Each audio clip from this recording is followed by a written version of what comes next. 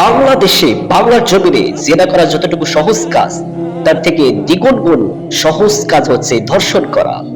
That is very easy work. এটা হচ্ছে সহজ কাজ, বিকজ বাংলার জমিনে কেউ যদি ধর্ষণ করে তাকে ফুলের মালা পরিয়ে দেওয়া হয়, তাকে বিচার আচার না করে তাকে ফুলের মালা শুভেচ্ছা জানানো হয়। এই জন্য বাংলার জমিনে জেনা করার থেকে দ্বিগুণ গুণ ধর্ষণ করা সবচেয়ে সহজ কাজ। আজকে যদি বাংলা জমিনে ধর্ষণ করার যদি বিচার থাকতো, জাস্টিস থাকতো, তাহলে বারবার এই জমির বাংলা জমিনে ধর্ষণ হতো না।